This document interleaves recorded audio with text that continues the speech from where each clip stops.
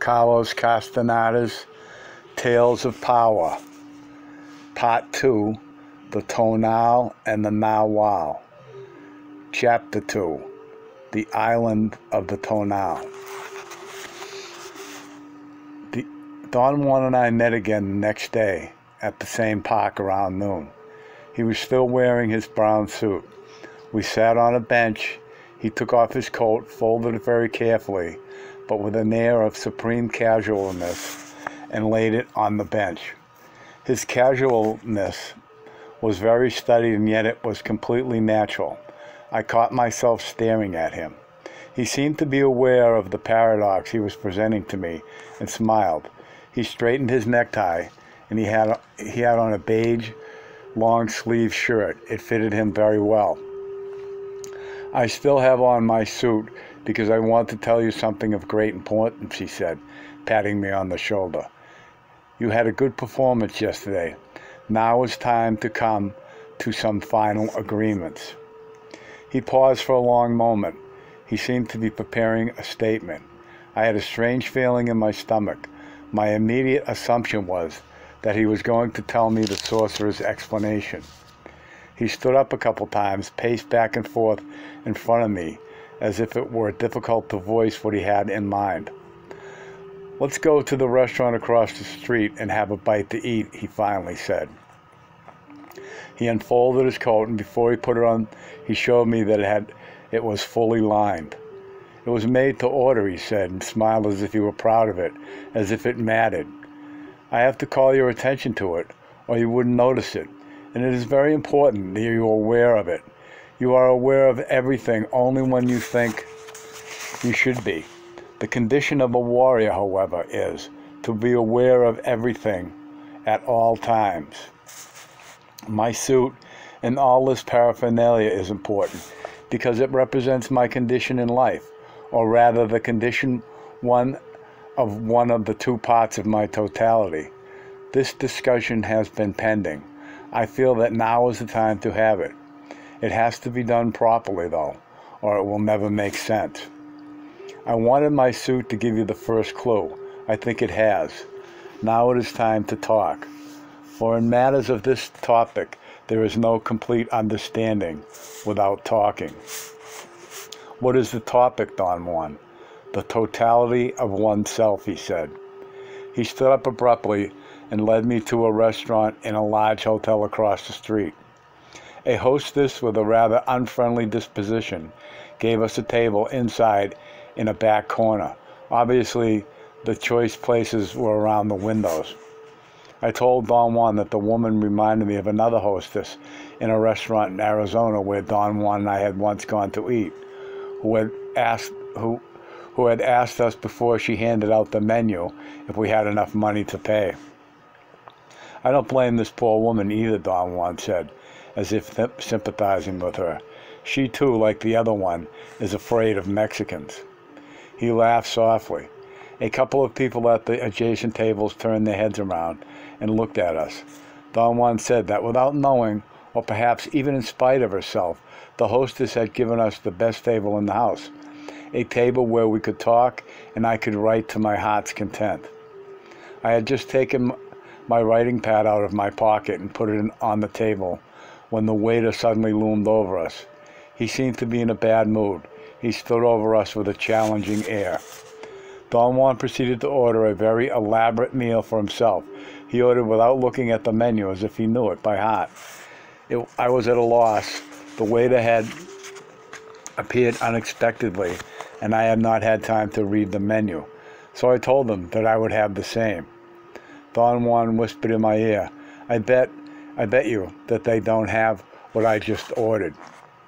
He stretched his arms and legs and told me to relax and sit comfortably because the meal was going to take forever to be prepared. You are at a very poignant crossroad, he said. Perhaps the last one, and also perhaps the most difficult one to understand. Some of the things I am going to point out to you today will probably never be clear. They are not supposed to be clear anyway, so don't be embarrassed or discouraged. All of us are dumb creatures when we join the world of sorcery, and to join it doesn't in any sense ensure us that we will change. Some of us remain dumb until the very end. I liked it when he included himself among the idiots. I knew that he did not do it out of kindness, but as a didactic device. Don't fret if you don't make sense out of what I'm about to tell you, he continued. Considering your temperament, I'm afraid that you might knock yourself out trying to understand. Don't. What I'm about to say is meant only to point out a direction. I had a sudden feeling of apprehension. Don Juan's admonitions forced me into an endless speculation.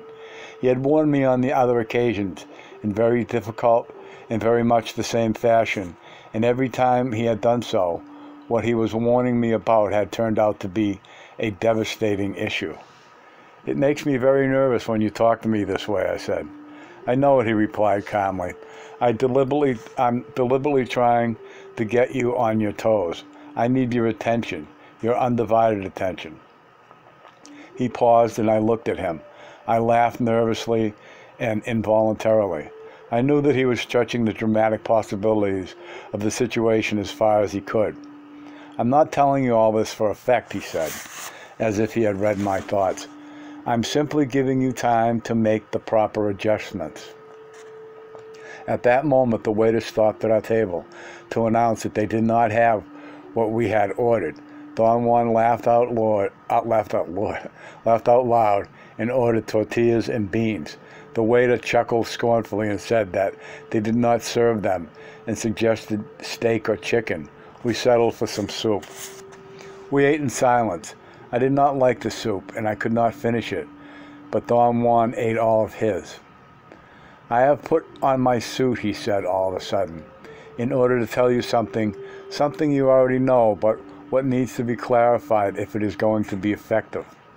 I have waited until now because Gennaro feels that you have to be not only willing to understand the road of knowledge, but your efforts by themselves must be impeccable enough to make you worthy of that knowledge.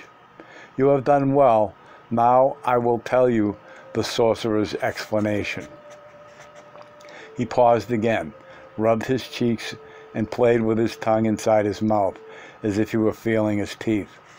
I'm going to tell you about the Tonal and the Nagual, he said, and looked at me piercingly. This was the first time in our association that he had used those two terms. I was vaguely familiar with them through the anthropological literature on the cultures of central Mexico.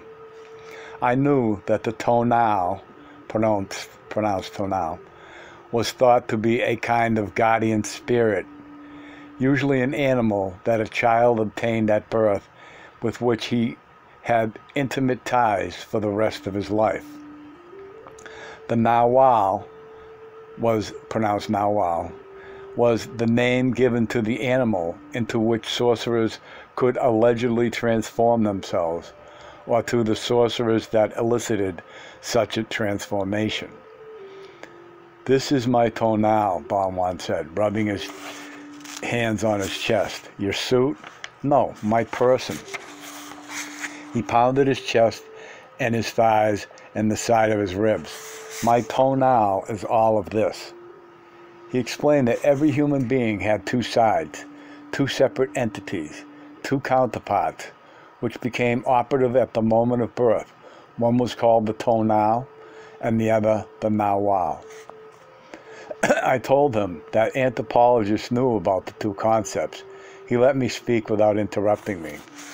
Well, whatever they may think about you now, whatever you may think you know about them is pure nonsense, he said. I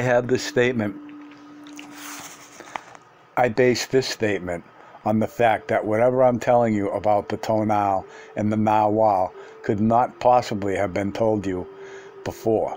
Any idiot would know that you know nothing about them. You would have to be a sorcerer, and you aren't. Or you would have had to talk about them with the sorcerer, and you haven't. So disregard everything you've heard before, because it is inapplicable. It was only a comment, I said. He raised his eyebrows in a comical gesture. Your comments are out of order, he said. This time I need your undivided attention, since I am going to acquaint you with the Tonal and the Nagual.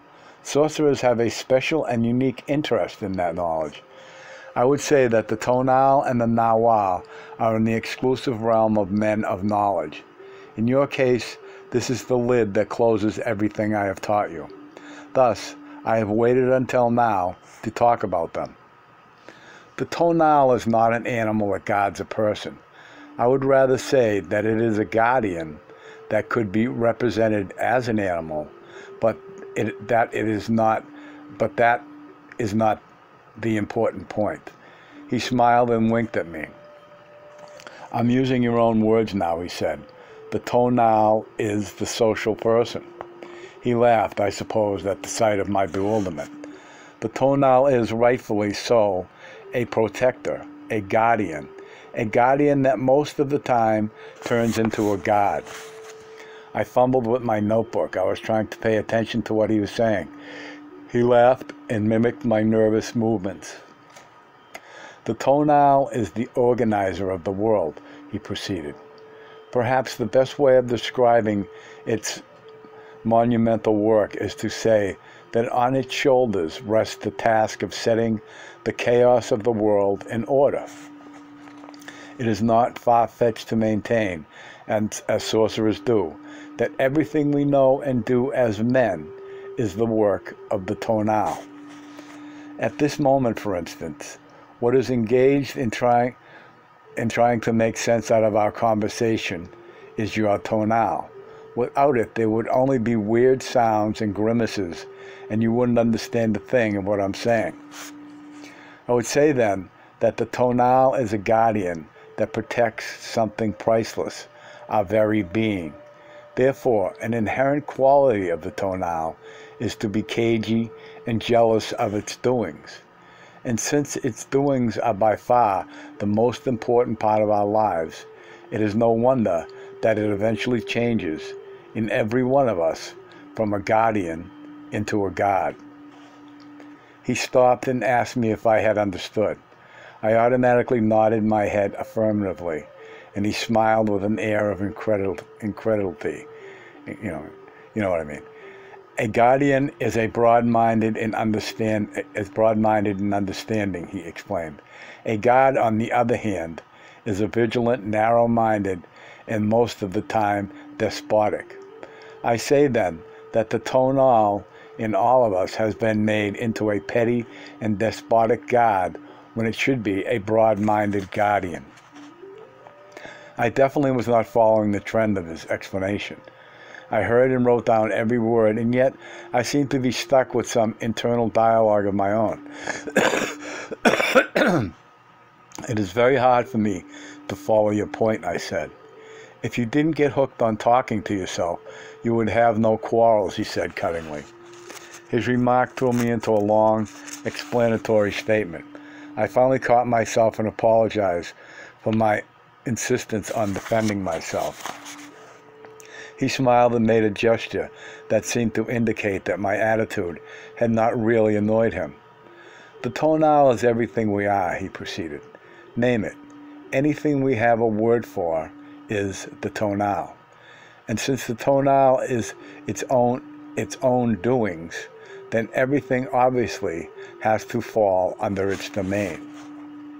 I reminded him that he had said that the Tonal was the social person, a term which I myself had used with him to mean a human being as the end result of the socialization process. I pointed out that if the Tonal was that product, it could not be everything, as he had said, because the world around us was not the product of socialization. Don Juan reminded me that my argument had no basis for him, and that long before he had already made the point that there was no world at large, but only a description of the world, which we had learned to visualize and take for granted. The Tonal is everything we know, he said. I think this in itself is enough reason for the Tonal to be such an overpowering affair. He paused for a moment. He seemed to be definitely waiting for comments or questions, but I had none. Yet I felt obliged to voice my question and struggled to formulate an appropriate one. I failed. I felt that the admonitions with which he had opened our conversation had perhaps served as a deterrent to any inquiry on my part. I felt strangely numb. I could not concentrate and order my thoughts. In fact, I felt and knew, without a shadow of a doubt, that I was incapable of thinking, and yet I knew this without thinking, if that were at all possible.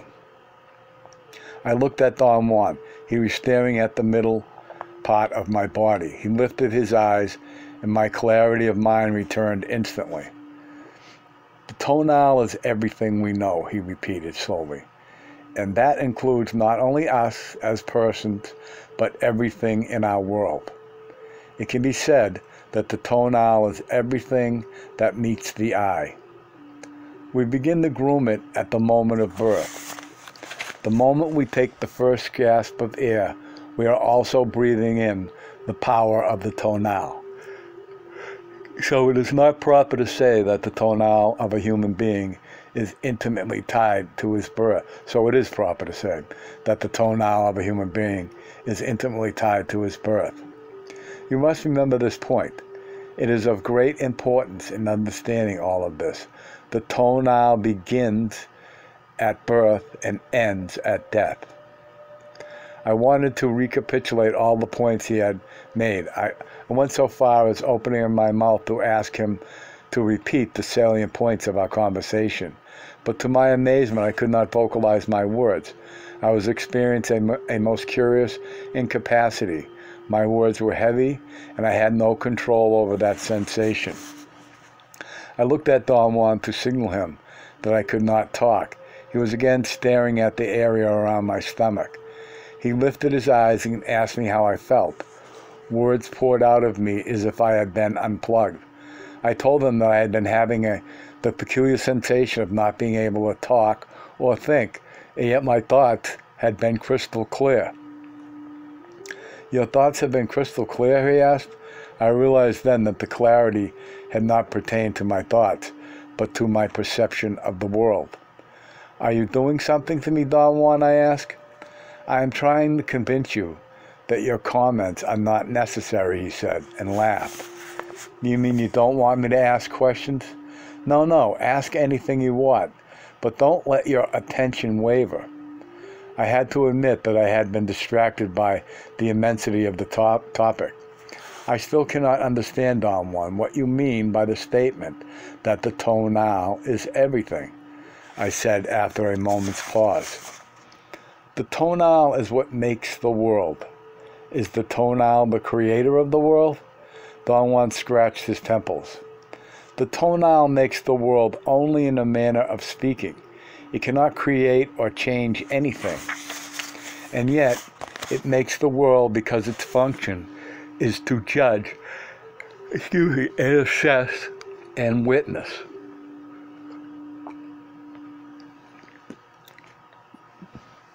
I say that the tonal makes the world because it witnesses and assesses it according to the tonal rules. In a very strange manner, the tonal is a creator that doesn't create a thing. In other words, the tonal makes up the rules by which it apprehends the world. So in a manner of speaking, it creates the world. He hummed the popular tune, beating the rhythm with his fingers on the side of his chair. His eyes were shining. They seemed to sparkle.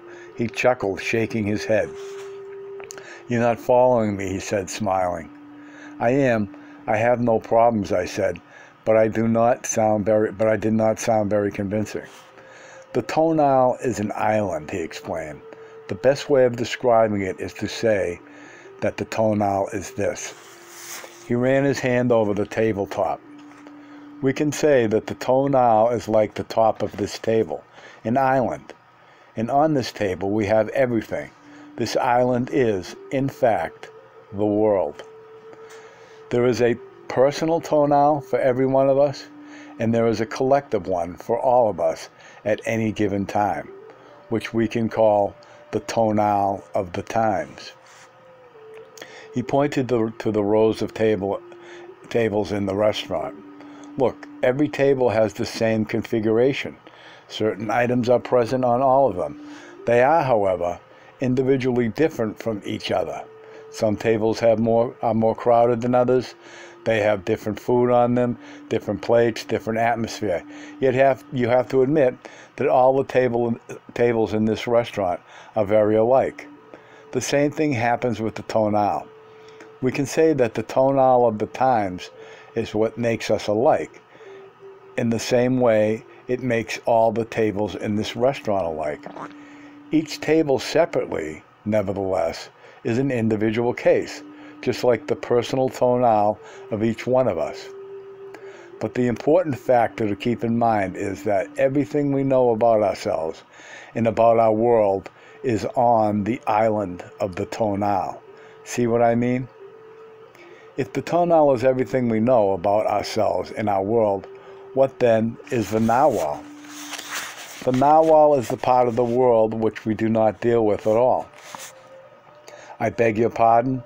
The Nagual is the part of us for which there is no description, no words, no names, no feelings, no knowledge. That's a contradiction, Don Juan. In my opinion,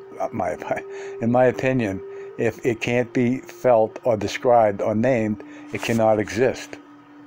It's a contradiction, only in your opinion. I warned you before, don't knock yourself out trying to understand this.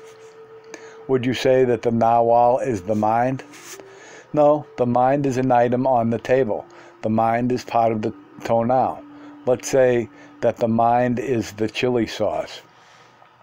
He took a bottle of sauce and placed it in front of me. Is the Nagual the soul? No, the soul is on the table. Let's say that the soul is the ashtray. Is it the thoughts of men? No, the thoughts are on the table. Thoughts are like the silverware. He picked up a fork and placed it next to the chili sauce, an ashtray. Is it a state of grace, heaven? No, that either. That, whatever it might be, is also part of the tonal. It is, let's say, the napkin. I went on giving possible ways of describing what he was alluding to. Pure intellect, psyche, energy, vital force, immortality, life principle. For each thing I named, he found an item on the table to serve as a counterpart and shoved it in front of me until he had all the objects on the table stashed in one pile. Don Juan seemed to be enjoying himself immensely. He giggled and rubbed his hands every time I named another possibility. Is the Nagual the Supreme Being, the Almighty God, I asked? No, God is also on the table. Let's say that God is the tablecloth. He made a joking gesture by pulling the tablecloth in order to stack it up with the rest of the items he had put in front of me. But are you saying that God doesn't exist? No, I didn't say that. All I said was that the Nagual was not God, because God is an item of our personal tonal and of the tonal of the times. The tonal is, as I've already said, everything we think the world is composed of, including God, of course. God has no more importance other than being a part of the tonal of our time.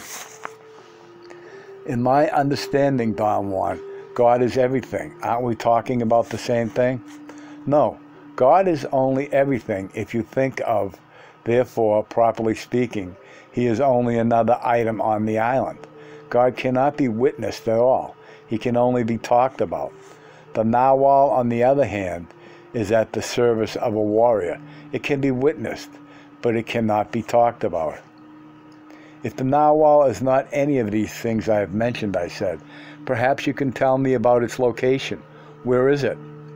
Don Juan made a sweeping gesture and pointed to the area beyond the boundaries of the table. He swept his hand as if with the back of it he was cleaning an imaginary surface that went beyond the edges of the table.